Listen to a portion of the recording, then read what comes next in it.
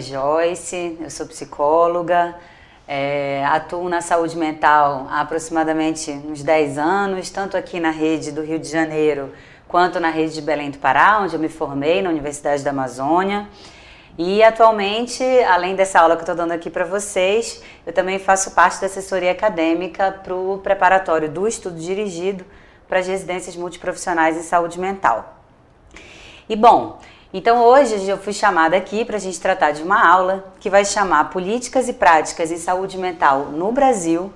E a ideia é fazer uma revisão das principais normativas dessa área, né? Mas para que a aula não fique extremamente puxada assim, em termos de só legislações, que é uma coisa difícil da gente poder aprender, aqui no estudo dirigido a gente sempre pensa que é importante que o aluno possa entender um pouco da ética do trabalho, de como é que isso funciona, quais são os princípios norteadores, de forma que isso facilita não só a apreensão do conteúdo, né, como também na hora da prova você consegue facilmente eliminar certas questões porque você já entendeu a lógica do trabalho.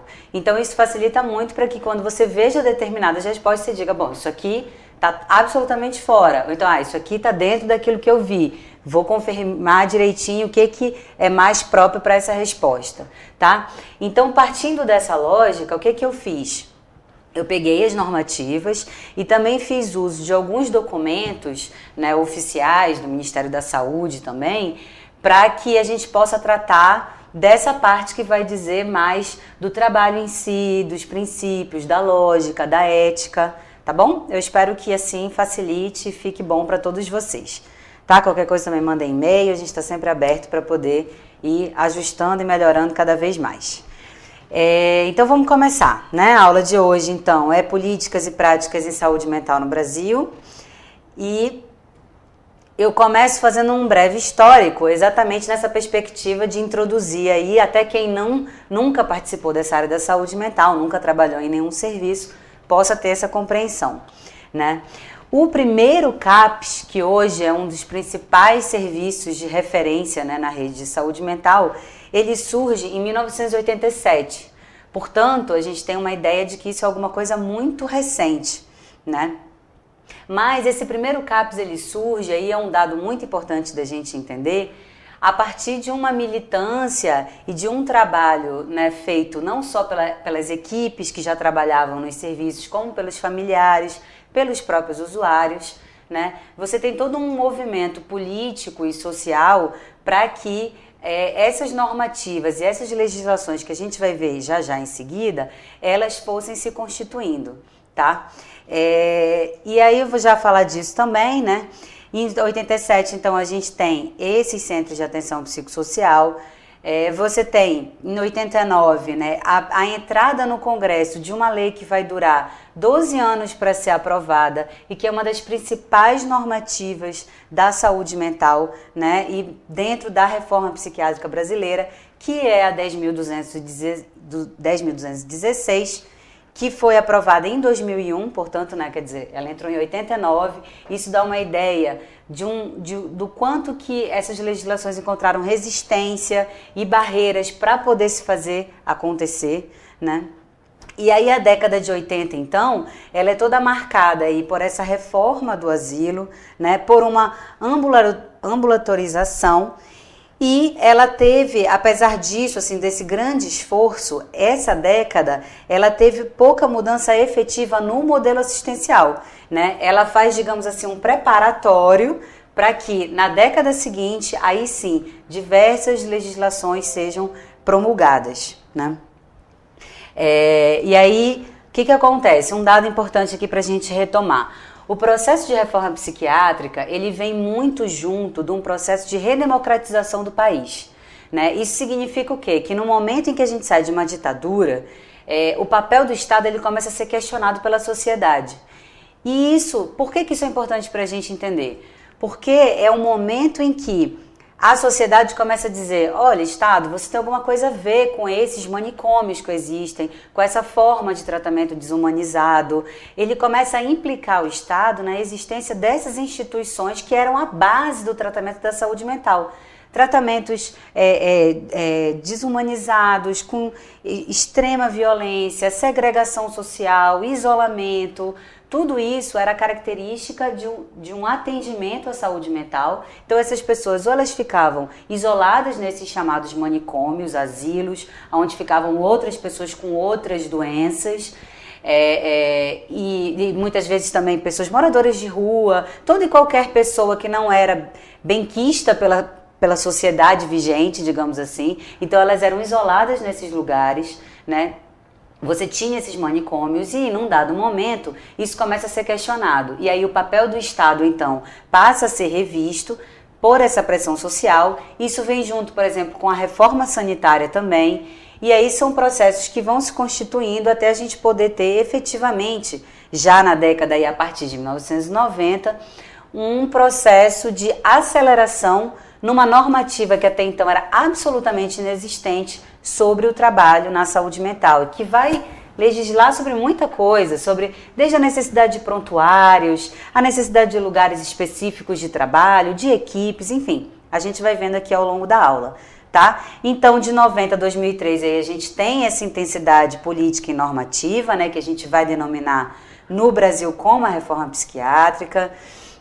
A gente tem esse debate favorável, né? Há uma sociedade sem manicômios. Já falei da Lei 10.216, que vai propor basicamente, né, a extinção progressiva desse modelo hospitalocêntrico, quer dizer que é desse modelo em que um trabalho é feito basicamente pelos médicos, em que você não tem uma equipe multidisciplinar, em que você não tem uma atenção que compreende esse sujeito atendido como um sujeito que tem diversos desejos, diversas necessidades, que está incluído numa sociedade, numa cultura, né? Você não tinha nada disso nesse modelo hospitalocêntrico. Basicamente, o tratamento era medicação para que se acalmassem os ânimos dos sujeitos e isolamento, né? E segregação e muitos maus tratos das mais diversas ordens. A partir daí, então, quando esse estado começa a ser chamado pela sociedade, ele começa a responder, né? A gente sabe que todo o papel de mudança social, ele provém basicamente e historicamente de uma militância necessária, né? O Estado passa a responder à sociedade muito a partir do que ela demanda que ele responda, né? Então, portanto, a sociedade precisa dizer quais são os seus anseios para que daí, então, as normativas possam existir, se fortalecer e a gente tenha um trabalho que seja garantido, né? As referências dessa aula, então, né? Eu falei para vocês que eu ia pegar portarias, legislações normativas, né? E alguns materiais aí extras para poder falar desses princípios, desses históricos. Então, tá aqui para vocês lerem, né? Tem esse compêndio de legislação em saúde mental, a Lei 10.216, a Portaria 336. Peguei também esse outro material que é sobre saúde mental no SUS, que vai tratar basicamente dos centros de atenção psicossocial. A Portaria 3.088, que define a RAPS, né, a Rede de Atenção Psicossocial, é uma das normativas mais recentes que a gente tem nessa área e que faz um trabalho interessante de aproximação da saúde mental à atenção básica, que a gente vai ver já já. E o relatório da 4ª Conferência Nacional de Saúde Mental, né, que também é um documento muito importante. E aí são referências que valem tanto para provas de concurso, como também para as mais diversas provas de concurso, também para a sua própria formação pessoal aí dentro dessa área. Então vamos começar, né? Por que é importante a gente ter um conjunto normativo sobre assistência psiquiátrica no Brasil? Porque se a gente está falando que existia um momento em que não se falava de saúde mental, em que não se tratava sobre isso, né? Que isso era um assunto isolado, que não dizia respeito à sociedade, você poder ter uma normativa, um papel, um documento que diz dessa história, isso reafirma, isso facilita o acesso, toda e qualquer pessoa que tenha interesse de saber, ou porque tem um familiar que precisa de tratamento, ou porque está começando na área, ou porque é curioso e precisa entender melhor como é que funciona. Você dá acesso para que essas pessoas possam conhecer o trabalho, a lógica e a ética da saúde mental, né? E esse compêndio, ele vai fazer um histórico mesmo. Quando você vai lendo, você vai acompanhando o gradativo crescimento mesmo dessas normativas, né? E aí que vai passar exatamente desse modelo fechado, né, nos hospitais, a um modelo de atenção diversificada, de base territorial e comunitária. E aí existem dois conceitos que são muito importantes e que eu vou repetir bastante para vocês aqui, vocês vão até cansar de escutar, porque todas as portarias e legislações falam disso, e o trabalho, e quem está na rede sabe que a gente fala disso o tempo inteiro. Inclusive já comecei falando quem está na rede, porque rede é um dos principais, então vou logo começar por ele. A rede é o entendimento de que o trabalho em saúde mental, ele é um trabalho que necessariamente não pode ser feito por um único profissional e nem por um único serviço. O que isso implica? Isso implica dizer que o sujeito, o homem, nós somos múltiplos, temos diversas necessidades, características, influências. Então isso significa que se eu, Joyce, vou buscar um atendimento, essa pessoa precisa entender de onde que eu vim, qual é a minha história, quem é a minha família, o que eu gosto de fazer em termos de cultura, de lazer. Tudo isso influencia no trabalho que vai ser feito, né, para um projeto terapêutico singular, que a gente vai ver já, né? Para que um trabalho na saúde mental possa ser feito, esse sujeito precisa ser visto nas suas múltiplas facetas e, portanto, um único profissional de uma categoria nunca vai conseguir dar conta dessa pluralidade, portanto, um serviço também não. Então, todo o trabalho em saúde mental é feito em rede. Ele é feito do CAPS, com a atenção básica, da atenção básica com a escola que esse sujeito frequenta, por exemplo, ou com o ambiente de trabalho, é feito com a prefeitura, é feito com a Secretaria de Lazer e Educação.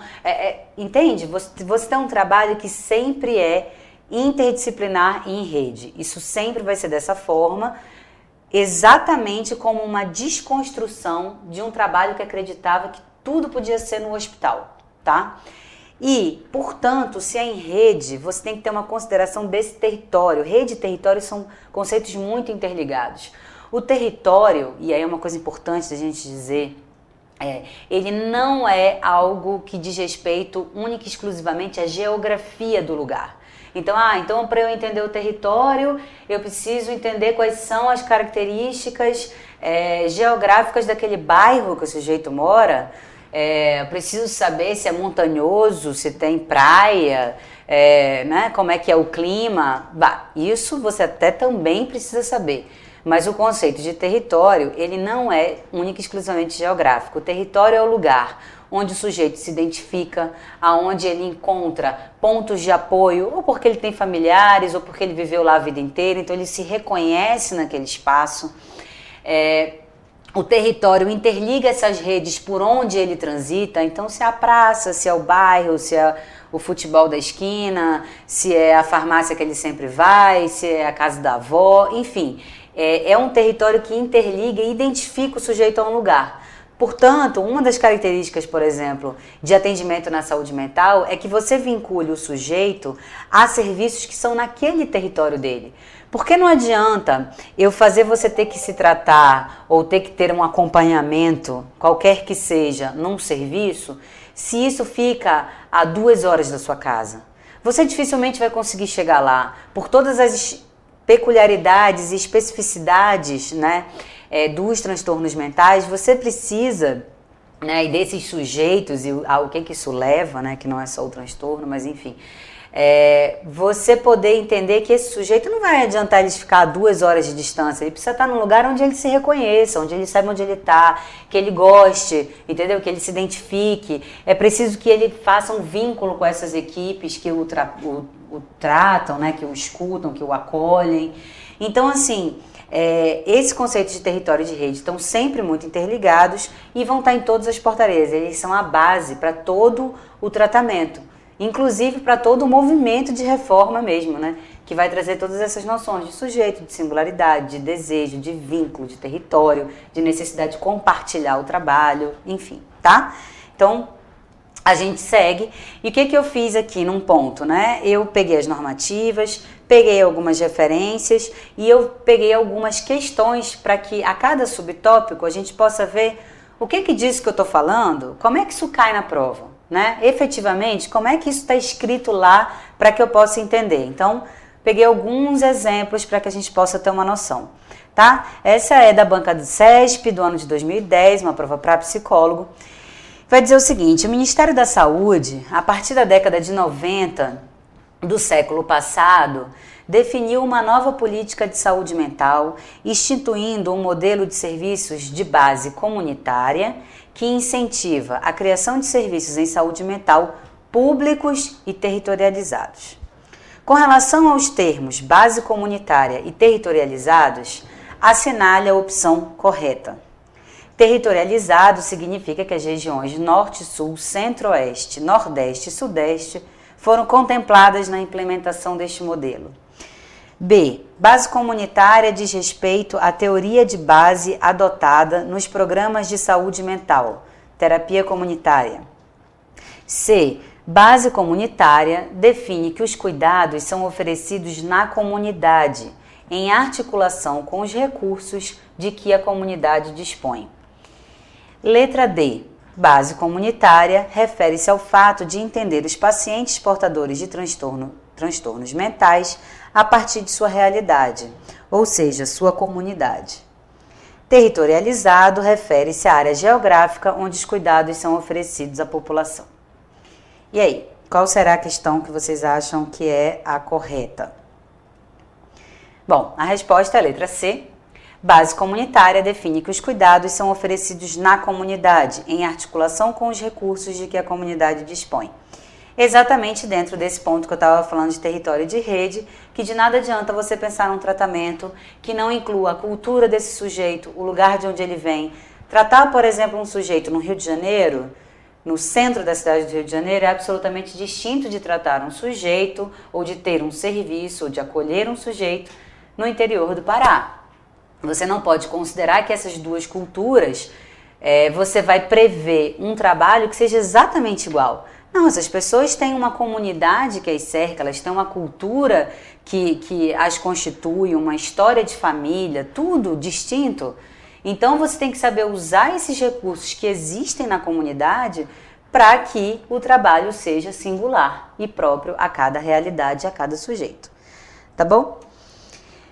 A Declaração de Caracas é também um desses informativos assim, necessários para que a gente possa entender aí esses princípios da saúde mental, né? Foi uma conferência realizada para a reestruturação da assistência psiquiátrica, 1990, né? Vamos estar ligados aí nessas datas.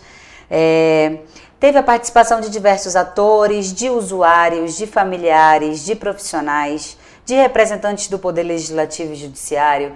Isso é extremamente importante. A questão de prova também. Se, por exemplo, o trabalho na saúde mental é feito único e exclusivamente pela equipe, nunca é sempre em acordo com os familiares e com o próprio sujeito que é atendido, tá? Então isso é uma lógica que tem que ficar aí gravada na cabeça de vocês. E nessa declaração o objetivo era essa urgente derrubada do modelo hospitalocêntrico. Tinha uma crítica ao papel hegemônico e centralizador do hospital psiquiátrico, que a gente já falou aqui longamente. E ele faz como reivindicações principais e que vão seguir até hoje, tá, gente? Essas reivindicações são princípios e éticas e diretrizes que a gente segue para todas as normativas seguintes e para o trabalho no dia a dia. Quem está na rede sabe muito bem disso e da dificuldade que ainda é, muitas vezes, a gente sustentar essas diretrizes. Você vai ter, né, a necessidade de garantia dos direitos humanos e civis dos usuários, um atendimento descentralizado, né, portanto, de vários serviços e vários profissionais, participativo, integral, contínuo e preventivo. O objetivo é a reinserção social desse usuário, né? Busca por recursos, cuidados e tratamentos adequados para a garantia dessa assistência dentro desses princípios. Né? Nessa Declaração de Caracas também, né, nessa conferência, se faz todo um trabalho para uma construção de uma legislação que assegure essas direções de trabalho e de tratamento, com a construção de serviços comunitários de saúde mental ligados ao atendimento primário da saúde. Isso começa lá na Declaração de 1990 e a gente vai ver no final da aula que a Portaria 3088, que foi instituída em 2011, é que vai fazer efetivamente essa ligação da saúde mental como serviço especializado com a atenção básica, que aqui eles chamam de primária, atendimento primário da saúde. Você vai ter um investimento, então, em capacitação afinada com esses princípios ideais. O trabalho com os profissionais de saúde mental é fundamental, trabalho permanente de supervisão, de capacitação, de espaços de fala, de GTs, que são grupos de trabalho, de fóruns, tudo isso é fundamental para o trabalho. Isso também é questão de prova, tá? Fiquem atentos. Falando em questão de prova, vem mais uma aí, de 2016. A pergunta é a seguinte: estão inseridos na lógica de assistência em saúde mental, exceto, e vamos ficar sempre atentos para essas palavras também, porque isso pega muita gente. Então, na lógica assistencial de saúde, o que não está incluído? Tratamento psiquiátrico comunitário, humanização do atendimento, economicidade e privatização dos hospitais psiquiátricos, defesa dos direitos humanos do paciente e reintegração familiar e comunitária. Qual desses pontos não estão inseridos na lógica assistencial de saúde mental? A letra C, economicidade e privatização dos hospitais psiquiátricos. Esse é um ponto, vi em diversas questões como respostas possíveis, que o objetivo é a privatização da saúde mental. Nunca, tá, gente? Todo o trabalho feito nas normativas é de uma defesa de uma saúde pública e de qualidade na saúde mental, tá? Isso fique claro, não há nenhuma legislação que tenha sido feita, ao menos até então, neste momento, que priorize a privatização, o trabalho pago por esse serviço, tá? Exatamente porque a ideia é você poder atender e atingir o maior número de pessoas para que esse trabalho possa ser preventivo, possa ser contínuo, possa ser integral, tá? Então a gente tem que dar acesso. O acesso aos serviços é alguma coisa extremamente importante. Então a gente chega na Lei 10.216, que foi aquela que eu falei para vocês lá atrás, que demorou 12 anos para ser promulgada e aceita. Encontrou muita resistência exatamente porque vinha discutir item a item do trabalho. Ela vai dispor sobre a proteção e os direitos das pessoas portadoras de transtorno mental, redirecionando o modelo assistencial em saúde. O ponto norteador dessa política, então, é a gradativa transferência desses investimentos e recursos que antes estavam pautados no modelo hospitalar para os serviços alternativos na rede. E aí os mais diversos serviços que a gente vai ver já já. A gestão financeira, ela passa a ser direcionada a essas ações que são no território, que são na comunidade, né? E que aí vai ter como serviços os CAPs, as residências terapêuticas, os ambulatórios, a atenção básica, todos serviços extra-hospitalares, serviços que estão no território, que fazem rede e que fazem um trabalho integrado e que são alternativas ao hospital. Então, se entende que hoje o sujeito tem que estar no território, não é mais isolado, não é mais lá que ele vai conseguir algum tipo de atendimento.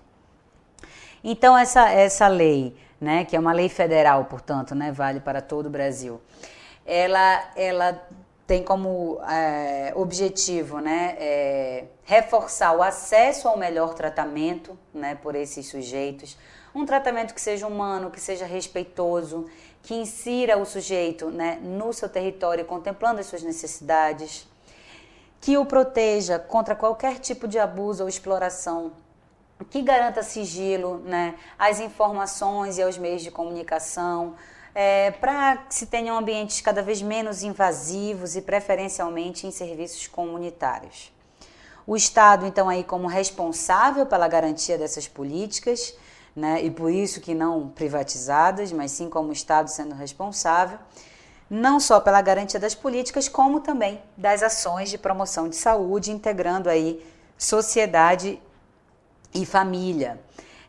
Sobre a internação, pontos muito importantes, ela vai dizer que a internação, isso é questão de prova, só é indicada quando os recursos extra-hospitalares se mostrarem insuficientes e com a presença de laudo médico. Portanto, eu não posso mais internar quem eu quiser a cada momento. A gente sabe de histórias que as pessoas foram internadas pelos mais diversos absurdos, porque tiveram um caso com um cunhado, mulheres que engravidaram muito cedo, pessoas que não eram benquistas pela família. Qualquer tipo de situação das mais absurdas se justificava para uma internação. Era só a família poder mandar e pagar por aquele serviço. Então você hoje não tem, tá? Hoje a internação ela só é justificada quando esses recursos e aí esses serviços do território eles não derem conta do caso. A função da internação é recuperar esse usuário o mais breve possível para que ele possa sair para o convívio social. E aí o mais breve possível então esse cara a gente tem que trabalhar com ele para caramba para ele ficar logo bem, perfeito, sadio, normal. Não é nada disso. É para que você possa fazer um acolhimento dessa crise, desse momento, né, de um esgarçamento aí dos laços e dos vínculos do sujeito que estão muito radicais, para que ele possa minimamente então ter esse acolhimento. Então a função também da internação não é mais de punição, de maus tratos, mas sim de poder fazer esse acolhimento, esse cuidado, para que o sujeito possa o mais breve possível retornar e continuar no seu processo de estabilização já no seu território. E aí precisa então oferecer apoio psicológico, médico, ocupacional e qualquer outra natureza para este fim, impedindo que estes locais de tratamento tenham características hilar. Vejam como isso é importante, porque hoje a gente poder falar disso, 16 anos depois da promulgação dessa lei e, portanto, 28 anos, porque se ela demorou para ser aprovada 12, uma média aí de quase 30 anos, para que se possa, hoje, ainda encontrar muitas dificuldades que a gente encontra, mas vejam a riqueza que esses dados trazem, de humanização, de encontro com o sujeito de fato, sabe? E poder entender que ali existe vida, que ali existe potencialidade. São coisas que hoje estão muito dadas pra gente, mas que essa legislação traz de forma muito rica. Por isso também que ela é um marco referencial muito forte. A criação de política específica, então, de uma alta planejada, né? Então também não vai internar e desinternar de qualquer jeito. Com uma reabilitação psicossocial aí que seja assistida, né, tanto pela equipe quanto pelos familiares e conjuntamente, principalmente para esses pacientes que estão a longo período hospitalizados, né, ou para aqueles que têm uma grave dependência institucional, né. Portanto, muitas vezes esses casos de grave dependência institucional são casos em que a pessoa tem poucos recursos, a família não consegue dar conta, às vezes não tem família, está abandonada há muito tempo no hospital, e tem esses casos de longa permanência, que a gente vai falar disso depois mais, que são os casos de desinstitucionalização, que você tem que ter todo um trabalho de alta e de saída desse sujeito, né, para o território. Eu vou dar uma pausa aqui rapidinho, para vocês também poderem tomar um copo de água, descansar um pouco e a gente volta já já, tá?